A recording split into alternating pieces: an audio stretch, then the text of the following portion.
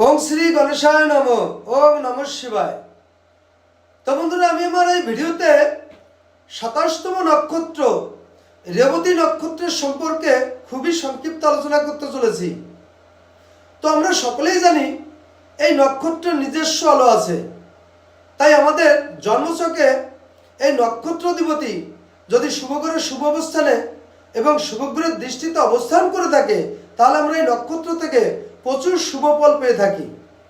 কিন্তু কোনো ব্যক্তির জন্মছকে এই নক্ষত্র যদি অশুভ গ্রহে অশুভ অবস্থানে বা অশুভ গ্রহের দৃষ্টিতে অবস্থান করে থাকে, তাহলে এই নক্ষত্র থেকে প্রচুর অশুভ ফল পেয়ে থাকে।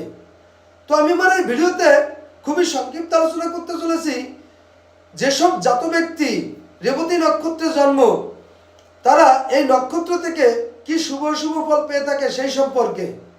তো এই রেবতী নক্ষত্রে যাদের জন্ম, এরা সাধারণত প্রচুর সৌভাগ্যশালী এবং প্রচুর ধনী ব্যক্তি হয়ে থাকে।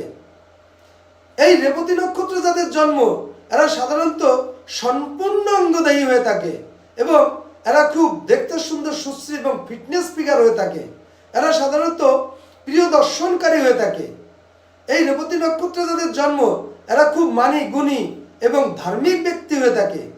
এই রেবতী নক্ষত্রে যাদের জন্ম, এরা সাধারণত ধীর মস্তিষ্কের এবং খুব সূক্ষ্ম বিচার বুদ্ধি সম্পন্ন হয়ে থাকে।